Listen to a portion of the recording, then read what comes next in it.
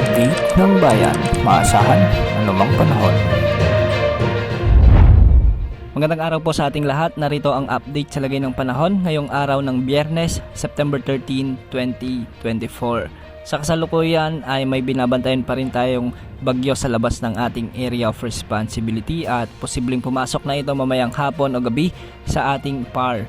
Kung sakaling pumasok ito, papangalanan ito ng Pag-asa bilang bagyong Ferdy, ang pang-anim na bagyong nabuo o pumasok sa ating area of responsibility ngayong 2024. Samantalang southwest monsoon naman ang magpapaulan sa bahagi ng Visayas at Mindanao. Dahil nga sa southwest monsoon, asahan ang maulap hanggang sa maulang panahon sa bahagi ng Western Visayas, Central Visayas at ang Samar at Leyte provinces. May mga pag-ulan din sa may Negros Island region, sa may Northern Mindanao, Caraga, Davao region, Soxargen at Zamboanga Peninsula. Ganitong panahon din ang aasahan sa may Palawan at sa may Bangsamoro region. Dahil sa malawak na kaulapang dala ng bagyo, ang trough o extension naman nito ay mararanasan na rin o makakaapekto na sa bahagi ng Ilocos region, Cordillera Administrative region, Cagayan Valley, Central Luzon at sa may Metro Manila. Posible na rin ang mga pag-ulan sa bahagi ng Bicol region, Mimaropa at Calabarzon dahil sa malawak na kaulapang dala ng bagyong si Bibinka. Para naman sa habagat outlook, asahan naman ang moderate to heavy o katamtaman hanggang sa malalakas na pag-ulan sa may Occidental Mindoro, Palawan, Camarines Sur, Catanduanes, Masbate, Eastern Visayas, Surigao del Norte, Dinagat Islands, Antique, Negros Island region, Zamboanga Peninsula, Sultan Kudarat, Sarangani at South Cotabato. Ang mga lugar na ito ay posibleng makaranas ng mga malalakas na pag-ulan kaya posibleng mga biglaang pagbaha at pagguho ng lupa lalo na kung may mga severe thunderstorms.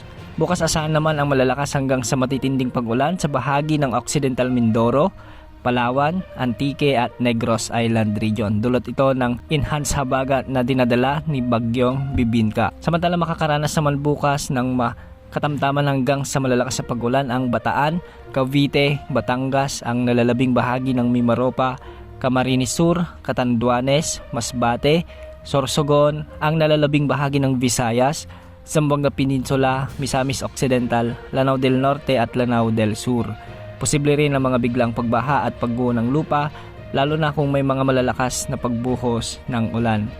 Pagsapit naman ng hapon ng Sabado hanggang Linggo ng umaga, asahan din ang malalakas hanggang sa matitinding pag-ulan sa may Occidental Mindoro, Palawan at Antique.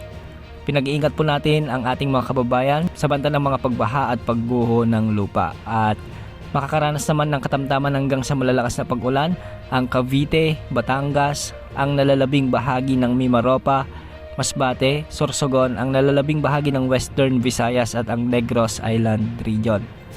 Dahil nga dito, inaasahan ang mga pagbaha at pagguho ng lupa lalo na yung mga lugar na ilang araw nang inuulan. Mag-ingat po at mag-alerto sa mga biglang pagbaha at pagguho ng lupa. Sa mga susunod na linggo ay asahan na may posibleng potensyal na sama ng panahon muli na mabubuo sa loob ng ating area of responsibility. Posible itong lumakas bilang bagyo at posibleng pangalanan ng Pag-asa bilang bagyong Hener. Kung sakaling hindi naman pumasok sa area of responsibility ang bagyong Bibinka ngayon, posibleng pangalanan ito ng Pag-asa bilang bagyong Ferdy sa halip na bagyong Hener.